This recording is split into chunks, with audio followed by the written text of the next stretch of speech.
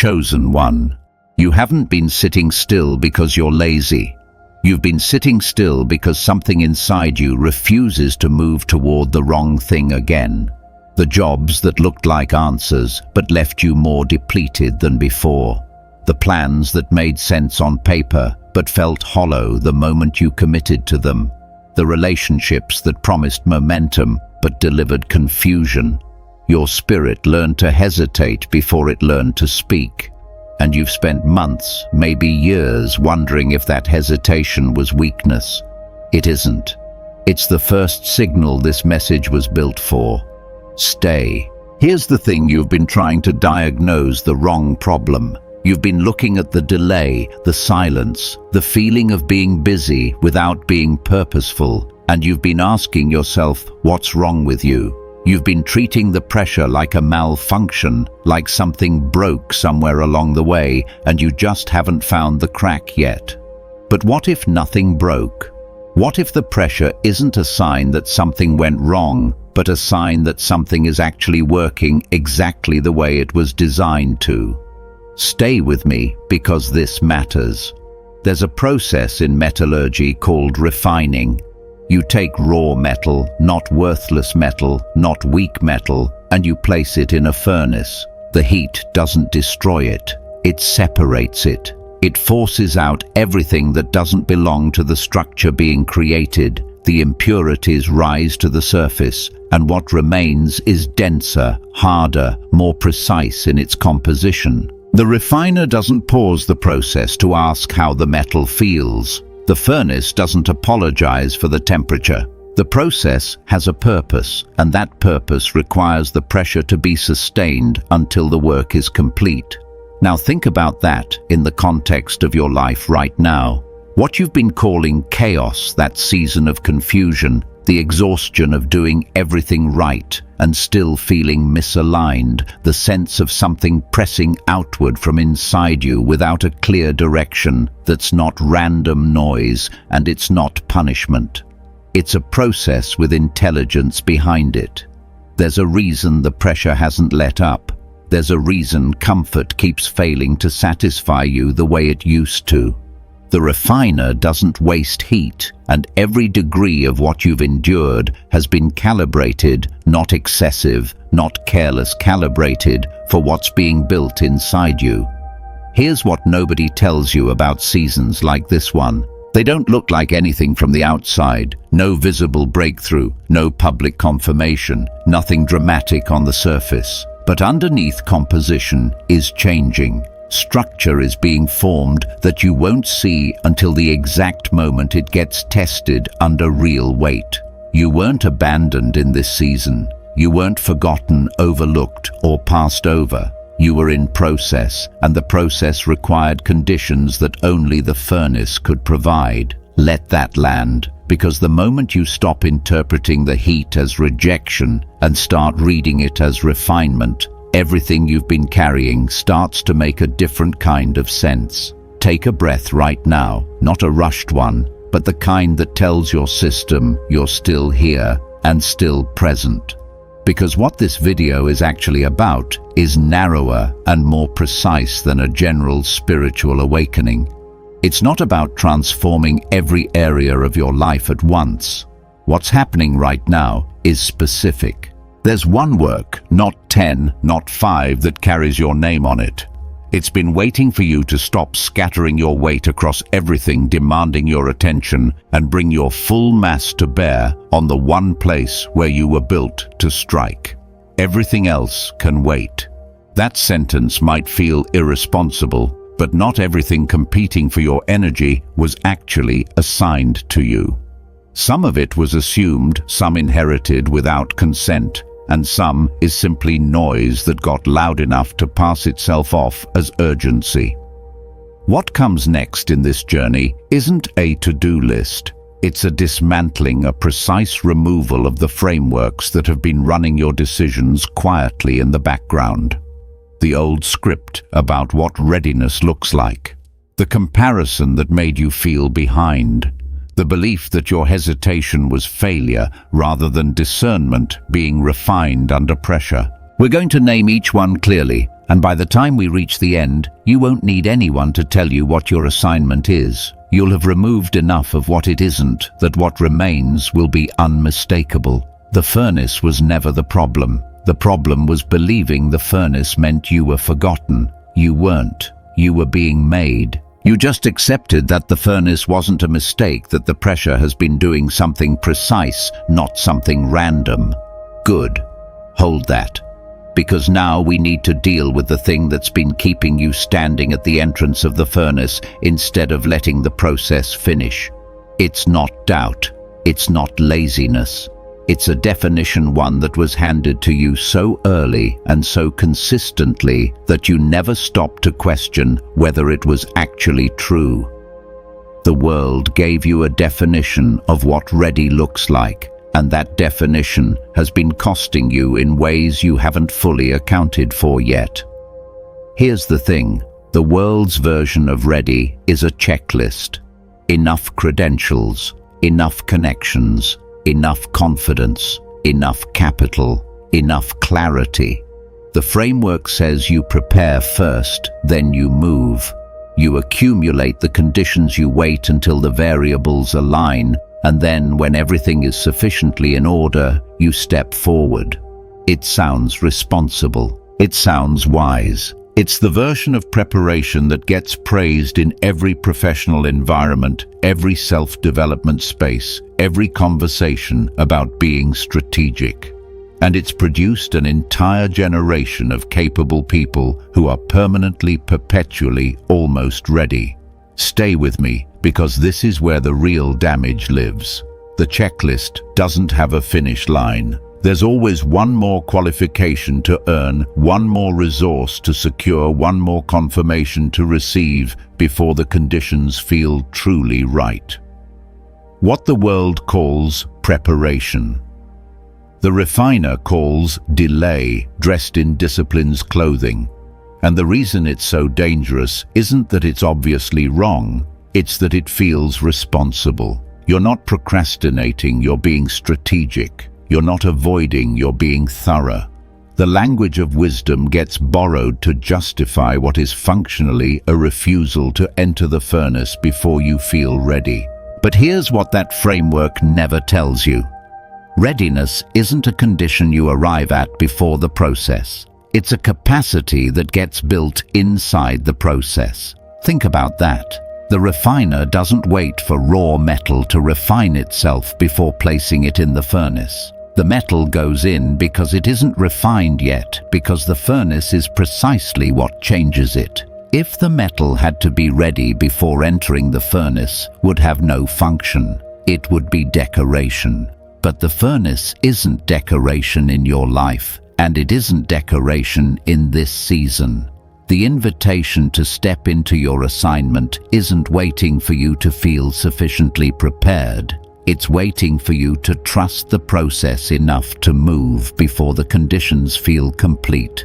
Readiness in the kingdom isn't a state you achieve, it's a decision you make. Now watch this, because this is where the reckoning gets personal. How much energy have you spent in the last 2 years preparing to be ready rather than actually moving? The courses you enrolled in but didn't finish. The business plan you rewrote 4 times but never submitted. The conversation you needed to have but kept rehearsing instead of initiating.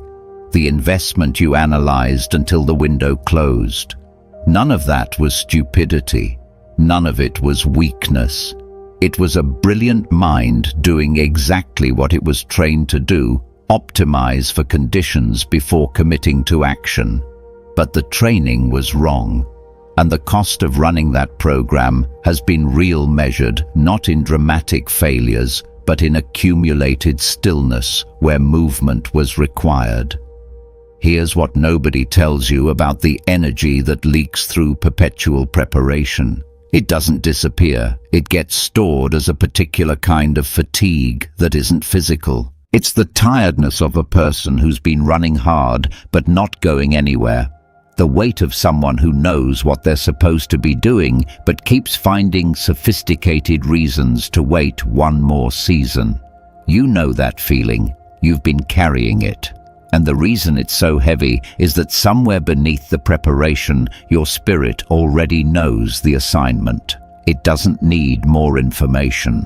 It needs permission to move on what it already knows. Take a breath right now, slow, intentional. Let your system register that what you're hearing isn't an accusation. It's a release. You weren't failing when you waited.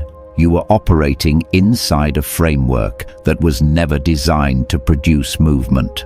And now that you can see the framework clearly, you don't have to keep running inside it. The old version of preparation served a season. That season is closing. What the refiner is asking for now isn't more readiness. It's the decision to step forward on the last clear instruction you already received. Not the next one, the last one. The one you've known about for longer than you'd like to admit. That's where we're going next. You've just confronted the framework that kept you preparing instead of moving, and that's not a small thing. Dismantling an operating system you've been running for years takes honesty, and you brought it. But there's a second framework sitting right underneath that one, and it's arguably more corrosive because it doesn't just delay your movement, it poisons the quality of your attention while you're standing still. It's the framework of comparison.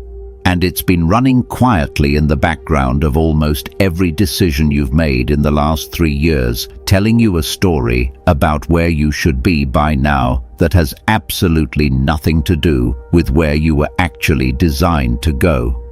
Here's the thing. The comparison isn't irrational. That's what makes it so effective.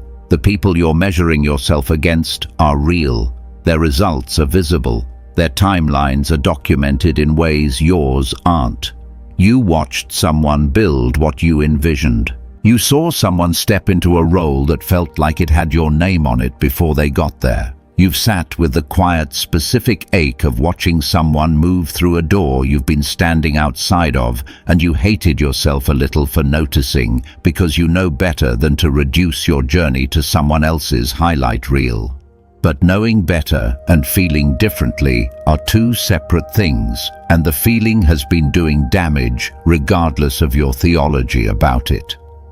Stay with me, because this is where the reframe has to go deeper than encouragement.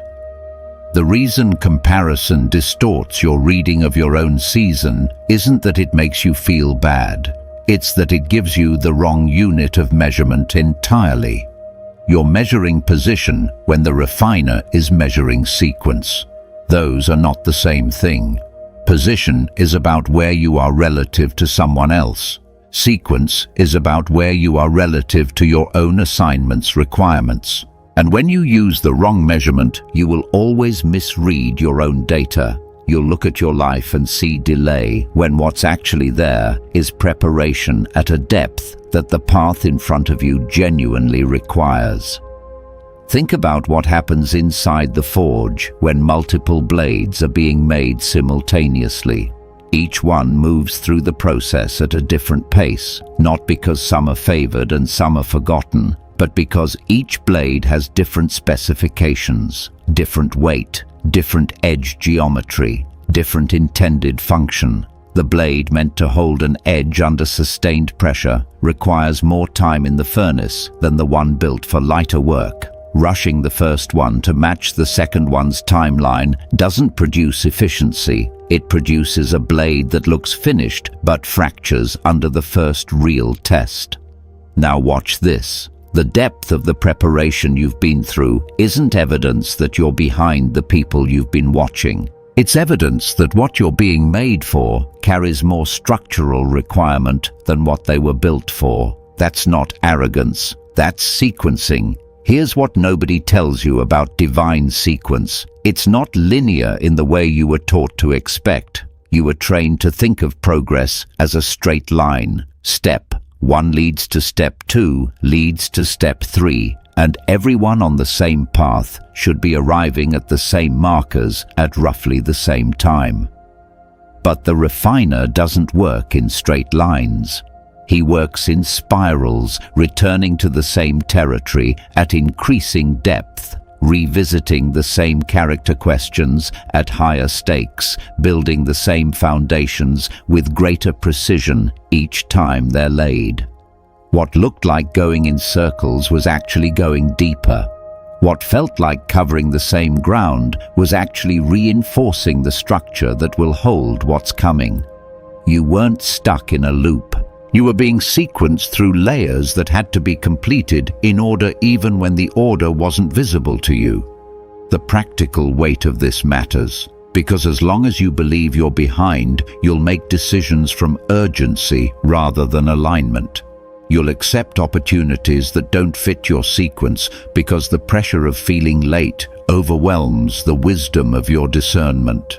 You'll move fast in the wrong direction because stillness feels indistinguishable from failure when you're measuring against someone else's timeline. And speed in the wrong direction doesn't close the gap, it widens it. Every move made from the anxiety of being behind costs you positioning that took the furnace seasons to build. Take a breath right now, a full one, the kind that releases the accumulated weight of a timeline that was never yours to keep. Chosen one. The question that has to shift, starting now, not eventually, isn't, why am I not where they are? The question is, what does my sequence require of me in this specific phase, and am I giving it that? That's the question that produces alignment. That's the question that stops the energy leak. Psalm 37:23 doesn't say the steps of a righteous person are rushed. It says they're ordered. Ordered means there's a sequence. Ordered means the intelligence behind the process knows what comes next, even when you don't. Your job isn't to see the whole map. Your job is to be fully present on the step you're actually on, which means we need to talk about what that step actually requires, specifically, precisely, and without abstraction. That's exactly where we're going. You've just accepted that your sequence is ordered, not random, that the depth of your preparation is proportional to the weight of what you're being prepared for.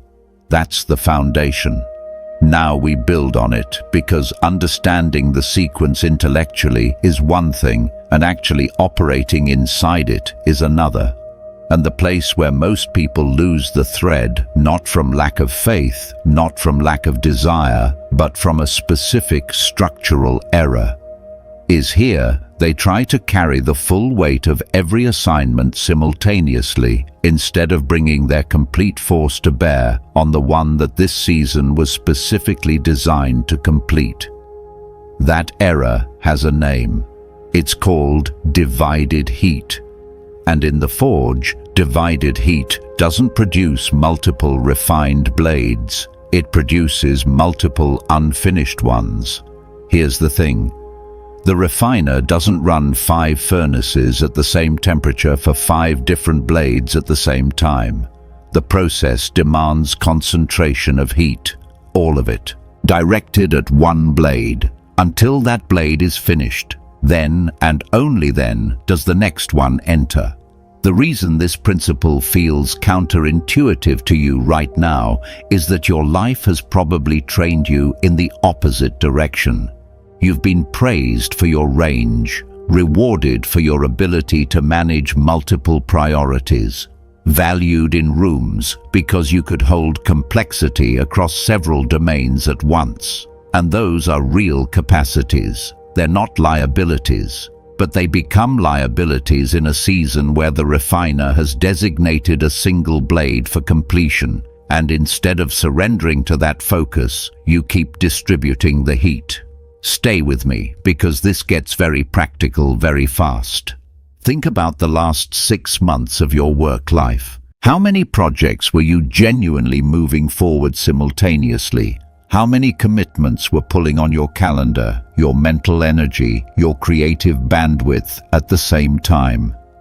Now be honest, which one of those, if you had given it your complete and undivided attention, would already be finished? Not almost finished, not significantly further along. actually done, actually launched, actually in the world generating the results it was designed to generate. That project exists. You know which one it is. And the reason it isn't finished isn't that you lack the ability. It's that the heat that belongs to it has been distributed across everything else that also felt important, also felt urgent, also made a reasonable case for your attention. Now watch this. When a blade gets interrupted mid-forge, when the heat gets pulled away before the process is complete, it doesn't just pause in a neutral state, it cools. It partially solidifies around impurities that were in the process of being separated out. And the next time it goes back into heat, it takes longer to return to the temperature required to continue, because some of what the first round of heat accomplished has to be redone. That's not a metaphor for inefficiency. That's a description of the tax that interruption charges against your momentum, and it's why the work you keep returning to after periods of scattered attention always feels like it's starting partially over, always feels heavier than it should, always seems to resist the progress that logic says should already be there. Here's what nobody tells you about the single assignment principle. It doesn't mean you ignore everything else. It means you identify the one thing that this season's furnace was designed to complete, and you make every other decision in service of that completion. The question isn't, what are all the things I need to do? The question is, what is the one work that only I can finish, that no one else carries the specific combination of history, pressure, and preparation to complete? And what does it need from me right now? That question, answered honestly, reorganizes everything. It tells you which meeting to decline, which opportunity to defer, which relationship to invest in, and which to release. The assignment becomes the filter, and the filter protects the heat. Let's make this concrete in a way that removes all abstraction. You receive an unexpected sum of money larger than your usual margin, enough to actually move something forward. The unrefined response is to divide it, some for this need, some for that idea, some for the opportunity a friend mentioned, some kept back because certainty feels safer than commitment. 18 months later, nothing was moved significantly because nothing received enough to reach threshold. The refined response is to ask the assignment question first. What does the one blade I'm finishing actually need right now, and direct the full resource there? Not because the other needs are fake, because underfunded motion in 5 directions produces less than fully funded motion in one. Anointed one. The assignment doesn't need your spare energy. It needs your primary energy. It doesn't need what's left after everything else. It needs to be the thing everything else is arranged around. Decide that now, not when it's more convenient. Now, because the furnace is already hot and the blade is already in it. It just needs you to stop pulling the heat away. You've just identified the single blade this season was designed to complete, and more importantly, you've seen how divided heat has been taxing the process without you fully realizing it. That clarity is real. Hold it.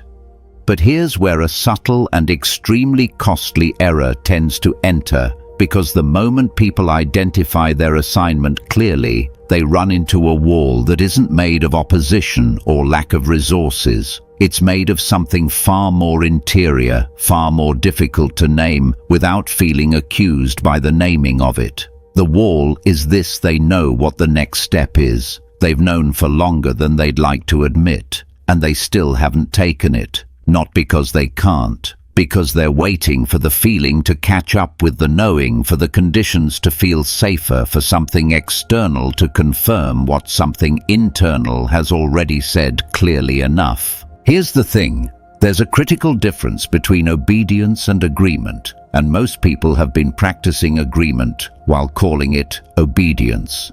Agreement is the interior experience of recognizing that something is true, that something is right, that something is what you're supposed to do.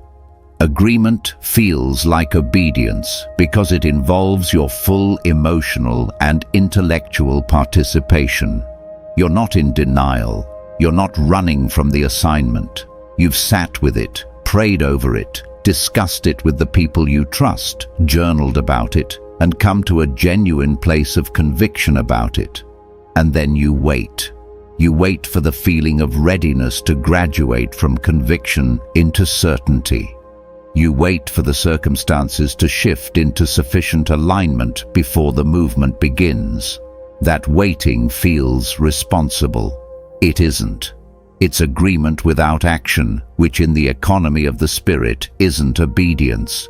It's the threshold. Stay with me, because the distinction matters with precision. A key doesn't open a door by existing in your pocket. It doesn't open the door by being the correct key for that specific lock. It doesn't even open the door when you take it out and hold it in your hand. The key opens the door when it's inserted and turned, when the physical act of engagement happens between the key and the mechanism it was made for. You can carry the right key for years, be absolutely certain it's the correct one, feel deeply convicted that the door it opens is yours, and still be standing on the outside of that door if the act of turning hasn't happened yet. Delayed obedience isn't cautious wisdom. It's a key held permanently in an open hand. Now watch this, because this is where the spiritual principle meets the Monday morning reality of your actual life. You know the call you haven't made. You know the proposal you haven't sent. You know the conversation you've been rehearsing internally for 3 months without ever initiating externally. You know the commitment you've circled without landing on. None of those are ambiguous to you. You're not unclear about whether they're yours to do. You're clear. The question isn't what, it's when. And the answer that your assignment requires, not the answer that feels safest. The answer that the assignment requires is not next month, not when the situation stabilizes, not after one more round of preparation. The answer is the next available moment after this one ends. Think about that. Here's what nobody tells you about the compounding cost of delayed obedience. Every day a clear instruction sits unacted upon it, doesn't remain neutral in your system. It accumulates weight. The longer you carry a known step without taking it, the heavier your entire forward motion becomes, not because the step itself grows, but because the awareness of the gap between what you know and what you're doing creates a low-grade friction that runs underneath everything else you attempt to build. You feel it as a vague sense of being stuck even when you're technically moving. You feel it as the strange exhaustion that comes from effort that doesn't seem to compound the way it should. That friction is the tax of unfinished obedience, and it doesn't get waived with time, it gets paid with action. Let's be concrete. A colleague you respect invites you into a project that's genuinely interesting, well-resourced, credible, the kind of thing that would look strong on any external measure. But you know without ambiguity that your season is designated for the single blade already in the furnace. Obedience here isn't a dramatic refusal. It isn't a long explanation of your spiritual season. It's a clean, unhesitating no, delivered without apology, without over-explanation, without compensating warmth designed to soften the boundary into something negotiable. "That's not where I'm positioned right now" is a complete sentence. The speed and cleanliness of that no is itself an act of alignment. Anointed one. The door your assignment requires isn't waiting for more information about you. It's waiting for the key to be turned. You have the key. You've had it. The only remaining question is whether you'll stop holding it and start using it. And the answer to that question is entirely specifically and without exception yours to make. You've just confronted what delayed obedience actually costs, not in abstract spiritual currency, but in the real measurable friction it creates underneath everything you're trying to build. And you've accepted that the key has to be turned, not just held. That's significant. But here's where the next layer of precision comes in, because obedience to your assignment isn't only about the big decisions, the obvious yes or no moments where the stakes are visible and the choice is clear. The more dangerous threat to what's being built in this season doesn't arrive as an obvious enemy. It doesn't announce itself as opposition. It arrives dressed as an option, reasonable, appealing, entirely defensible. And it costs you not through destruction, but through dilution. Here's the thing in the forge, the technical term for what gets separated from the metal during refinement is dross. And dross isn't garbage. That's the crucial distinction that most people miss when they hear the word. Dross is metallic. It has weight. It has substance. It was genuinely part of the original material. It's not worthless in every context. It's simply not compatible with the specific alloy being refined. Its presence doesn't weaken the metal violently. It weakens it subtly, reducing tensile strength, compromising edge retention, creating microscopic fracture points that won't be visible until the blade is under sustained, real-world pressure. The forge removes dross, not because it's evil, but because it doesn't belong to what this particular blade was designed to become. That distinction changes everything about how you identify what needs to be released in this season. Stay with me, because the 3 categories of dross in your life right now are more specific than general spiritual advice usually gets, and you need the specificity to actually use this. The first category is the right person in the wrong season. This isn't someone toxic, someone operating in bad faith, someone you need to protect yourself from in any dramatic sense. This is someone you genuinely care about, someone whose presence in your life has real value, but whose gravitational pull in this specific phase keeps drawing your energy back toward a version of you that this furnace is in the process of moving you beyond. They don't do it maliciously. They do it through familiarity, through the shared language of who you used to be together, through the comfort of a dynamic that was formed before the assignment became clear. The relationship is real. The love is real. The dross is also real, and the refiner is asking you to hold the relationship without letting it anchor you to the version of yourself it was built around.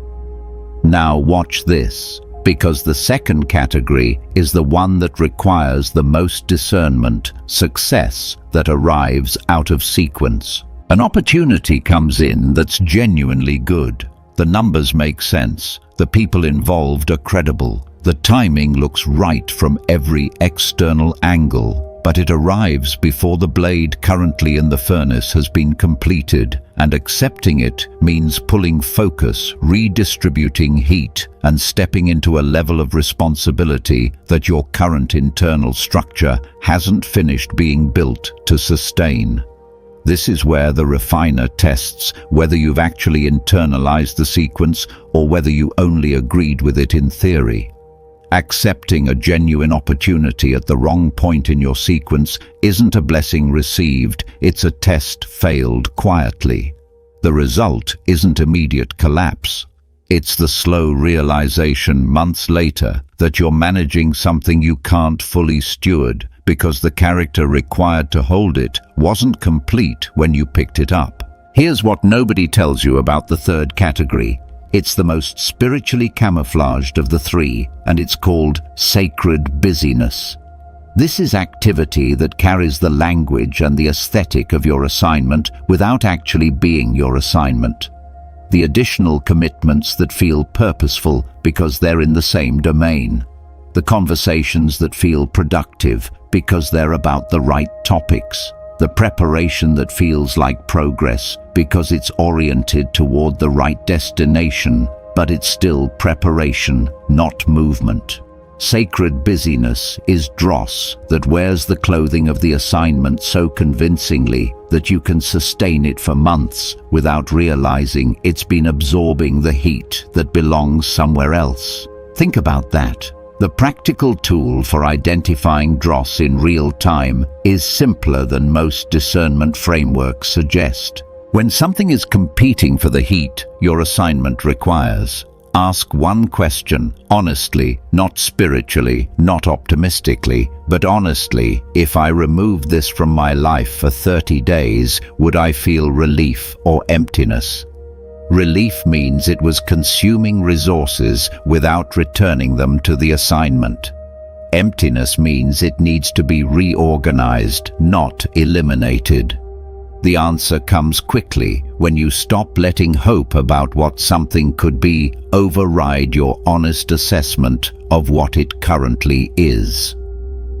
Chosen 1. The refiner's job is to identify what doesn't belong in the alloy. Your job is to stop putting it back in after he's removed it. Release it cleanly, not with guilt, not with lengthy explanation. With the quiet confidence of someone who understands that a blade without dross isn't diminished, it's finally what it was always supposed to be. You've just been handed the tools to identify and release what doesn't belong in the alloy of this season: the right person at the wrong time, the premature opportunity, the sacred busyness that consumes heat without advancing the blade. That's refinement work. That's the interior discipline that most people are never willing to do with the precision it actually requires. And here's where the conversation shifts, because everything covered in the last 3 chapters has been about the inside of the furnace.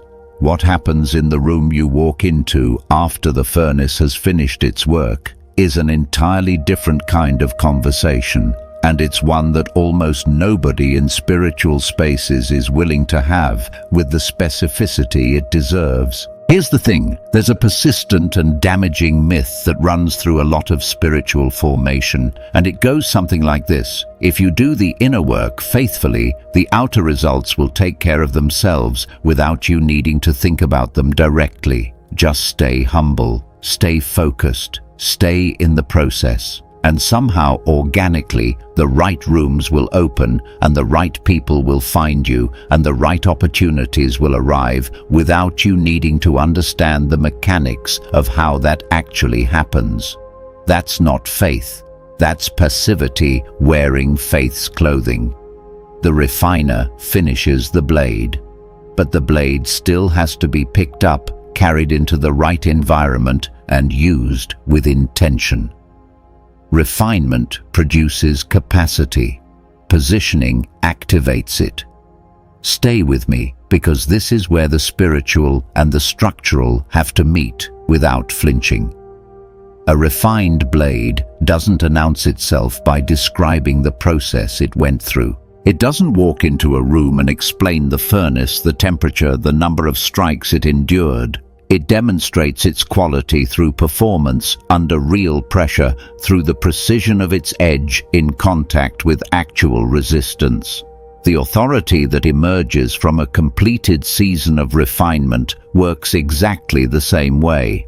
It doesn't require introduction. It doesn't need a credential to precede it. It communicates through the specific texture of how you hold yourself when the stakes are high, how you respond when the environment is chaotic, how you make decisions when the information is incomplete and the pressure is real. That texture is what the people in the room are actually reading, not your title, not your history, not your carefully constructed presentation of yourself. Now watch this, because this becomes very concrete in professional environments. You walk into a high-stakes meeting, the kind where multiple agendas are operating simultaneously, where people are performing confidence they don't fully possess, where the loudest voices are working hardest to establish dominance before the real conversation begins. The unrefined person in that room matches the energy, competes for airspace positions, aggressively works to be heard. The refined person does something different. They wait, not from passivity, from density.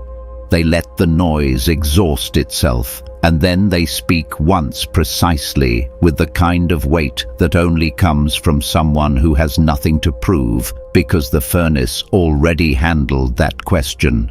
The room shifts, not because of volume, because of specific gravity. Think about that. Here's what nobody tells you about the authority that refinement produces.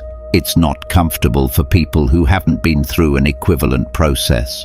Your stillness will be misread as arrogance by people who've never seen stillness that isn't defensive. Your selectivity with words will be misread as coldness by people who've never encountered economy of speech that comes from genuine depth rather than emotional withholding.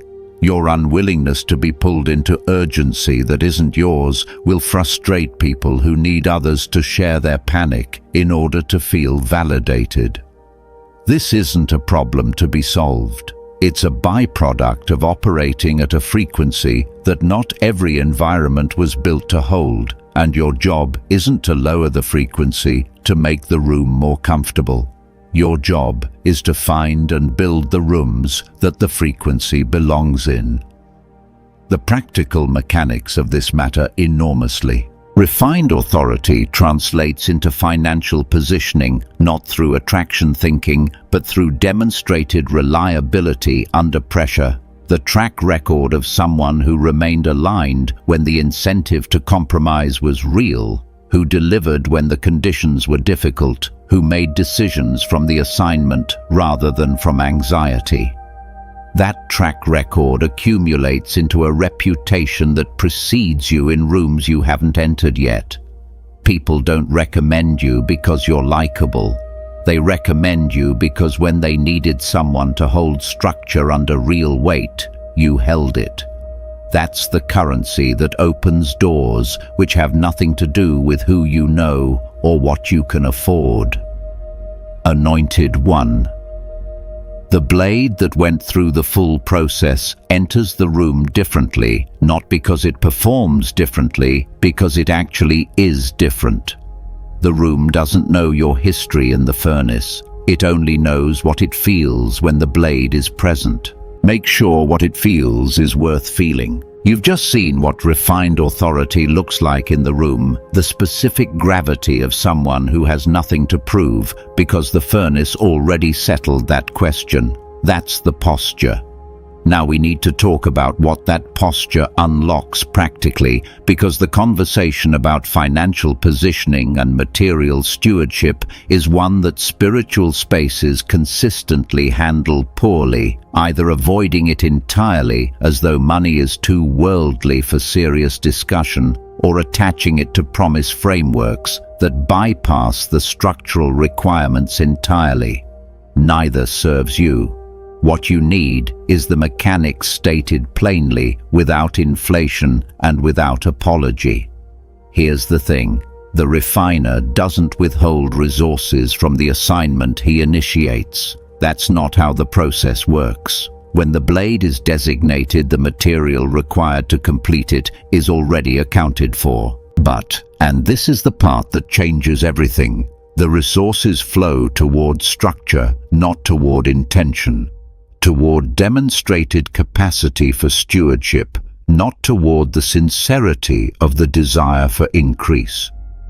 The question heaven is perpetually answering about your financial life isn't, does this person want more? Everyone wants more. The question is, does this person's current relationship with what they have demonstrate the internal architecture required to hold what's next without the weight of it breaking the structure? That's a different question entirely, and it has a different answer depending on what your current stewardship actually looks like, not what you intend it to look like, what it actually looks like right now. Stay with me, because this requires honesty that goes past the comfortable version of this conversation.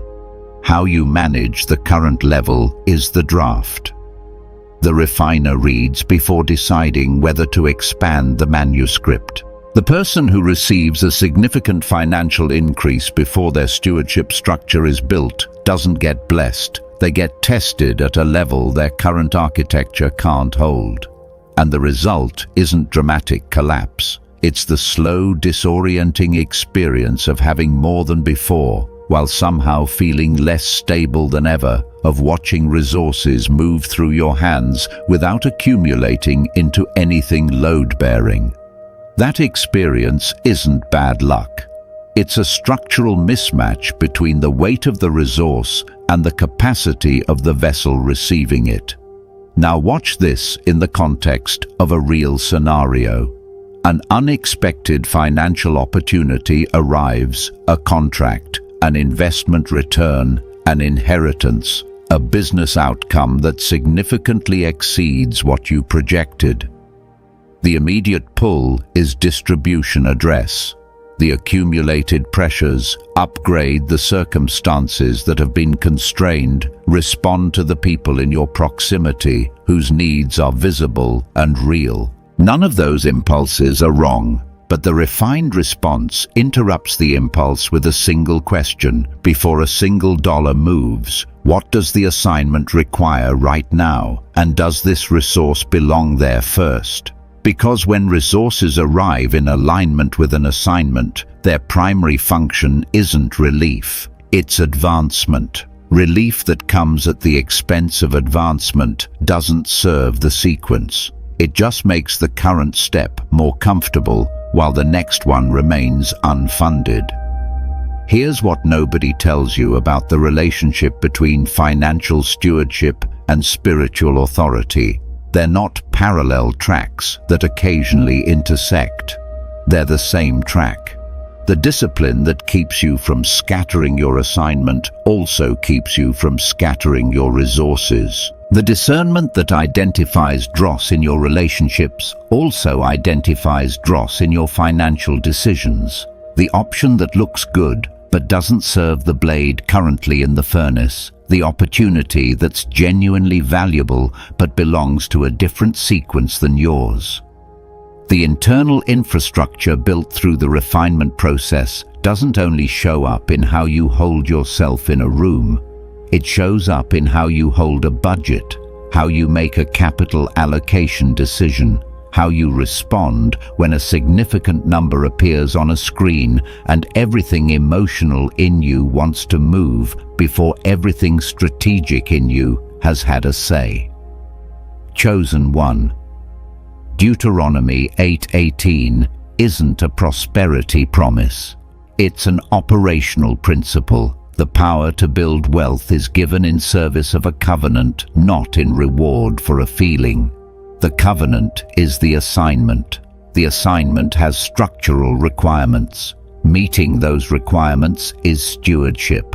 And stewardship practiced consistently without performance, without the need for external validation of your faithfulness, is precisely what signals to heaven that the structure is ready to hold the next level of what's been designated for it. The furnace built the blade. Stewardship proves it's ready to be used. You've just accepted that stewardship isn't a parallel track to the assignment. It's the same track, and how you hold resources is the same discipline as how you hold focus, how you hold the single blade, how you hold the frequency of someone who's been through the full process. That's the structure. And now we need to talk about something that almost nobody prepares you for honestly, because the frameworks you've been given about spiritual progress tend to describe the journey as a gradient, harder at the beginning, progressively easier as you develop until the final phase is a kind of arrival at sustained peace. That description is incomplete, and the part it leaves out has broken more assignments than opposition ever could. Here's the thing in the forge: the most technically dangerous moment of the entire process isn't the beginning when the metal is raw and the impurities are abundant. It's the quenching phase. The blade has been through the full heat cycle, the dross has been removed, the edge geometry has been established, the structure is almost complete. And then the blade is plunged into cold water, a sudden violent temperature change that determines whether everything the furnace built holds together or fractures under the shock of it. The blade that survives quenching intact emerges with a hardness that the heat alone couldn't produce. The blade that fractures during quenching wasn't weak, it was almost finished. Almost. The difference between those two outcomes isn't the quality of the earlier work. It's what happens in the final phase when the pressure is most extreme and the finish line is close enough to see. Stay with me because you need to recognize what quenching looks like in real life before it arrives, not after. The first form it takes is opposition from the people closest to you, not from enemies, not from people who wish you harm, but from people who love you and are genuinely frightened by what they're watching you become. Their concern is real, their love is real, but their frame of reference was formed around the version of you that existed before the furnace, and what they're offering you in this phase, however warmly, however earnestly, is a compelling invitation to return to a temperature they recognize. Every conversation that pulls you back toward who you were, every well-meaning voice that names caution when the refiner is naming completion, every relationship that makes stability feel more available through retreat than through finishing, that's quenching pressure. Receive the love, don't receive the direction. Now watch this, because the second form of quenching is the one that catches refined people most off guard. It's premature recognition. The work you've been doing in the furnace has started to show. People are noticing. Opportunities are arriving that reflect the quality of what's been built. And everything in you wants to step fully into that recognition, to let it be the confirmation that the season of pressure is finally over, to exhale into the arrival you've been moving toward for so long.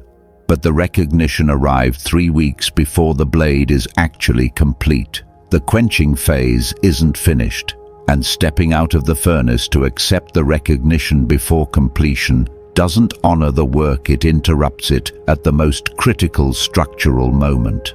The refined response is to receive the recognition with gratitude and stay in the process anyway.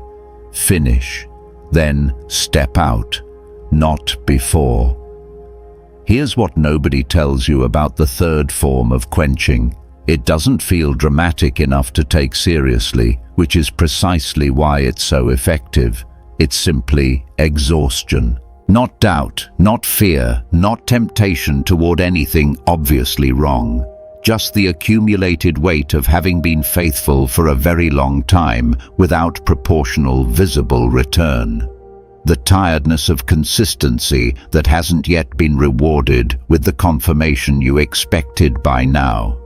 This is the phase where people leave the process not because they chose something wrong, but because they stopped 5% before the structure was complete, because the fatigue was real, because nothing visible indicated that 5% more would produce anything different than the previous 95, because rest felt indistinguishable from surrender, and they chose what felt like the merciful option. Take a breath right now, slow, deliberate, the kind that registers as a decision to stay present rather than a resignation to continue. Because Galatians 6:9 doesn't say you'll reap if you feel ready to reap. It says you'll reap if you don't give up. The condition is remaining in the field, not feeling energized about being there. Chosen one. The tool that holds you through quenching is the same one that has held you through every previous phase, the return to what you know rather than what you feel. Feelings fluctuate in quenching. The exhaustion is real. The doubt is understandable. The appeal of the exit is genuine. But beneath all of it, you know what the assignment is. You know what step remains. You know that the refiner doesn't bring a blade this far through this much heat to abandon it at the final phase. The test isn't whether you feel strong enough to finish. It's whether you trust the process enough to stay in it until the blade is what it was always being built to become. That trust, practiced here in the hardest phase when nothing external confirms it, is the final thing the furnace was designed to build. You've just been handed the most honest description of the final phase that most spiritual frameworks never offer: the quenching, the exhaustion, the premature recognition, the well-meaning voices pulling toward retreat. And you're still here. That's not small. The people who needed comfort left earlier in this journey. The ones who needed encouragement found it in Chapter 2 and stopped there. You stayed through the dismantling, through the mechanism, through the stewardship conversation, through the honest account of what the final pressure actually looks like.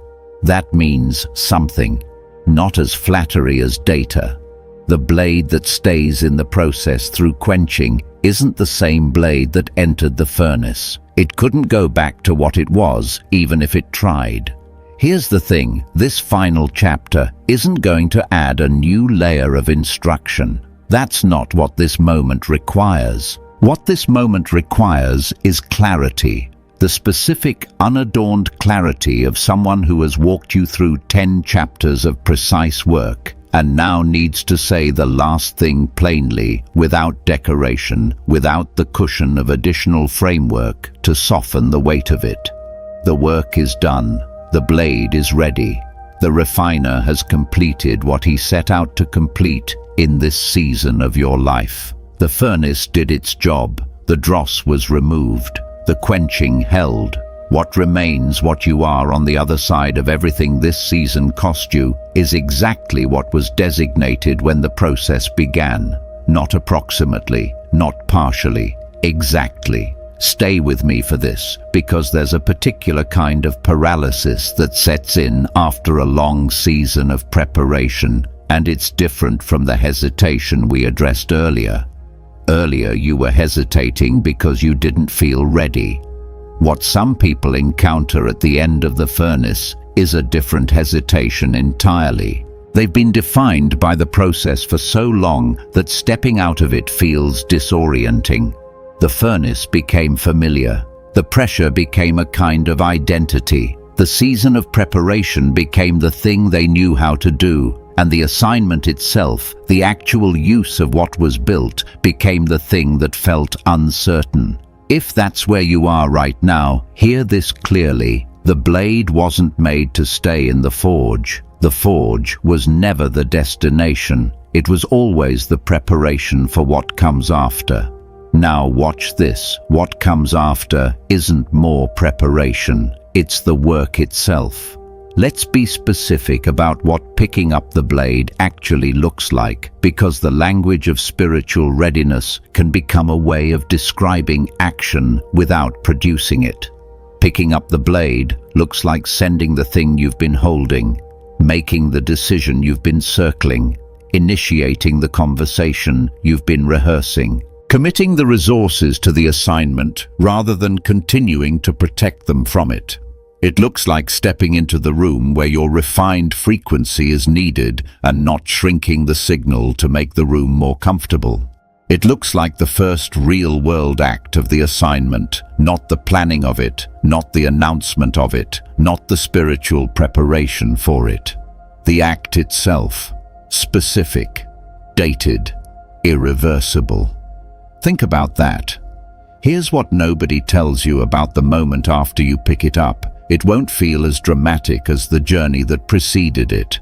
You've been through furnace-level pressure. You've endured quenching. You've released dross that cost you something real to release.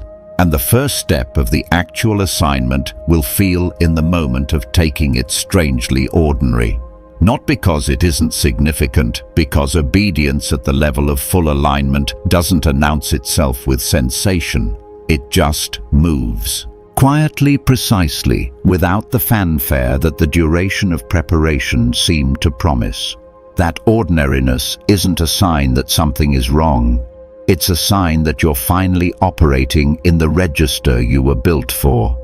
The extraordinary doesn't always feel extraordinary from the inside. It just feels like the right thing done at the right time by someone who is finally carrying the full weight of what they were made to carry.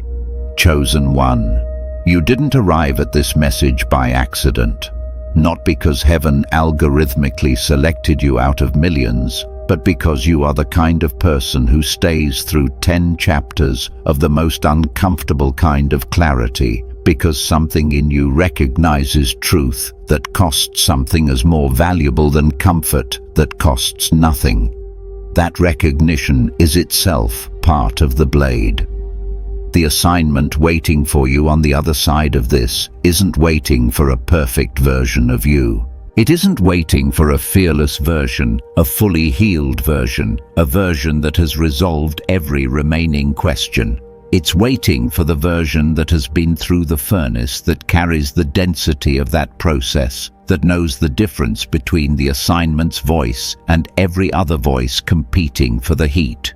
That version is you, right now, as you are. The refiner doesn't release unfinished work. What he releases, he stands behind completely. You are released. The blade is ready. Pick it up.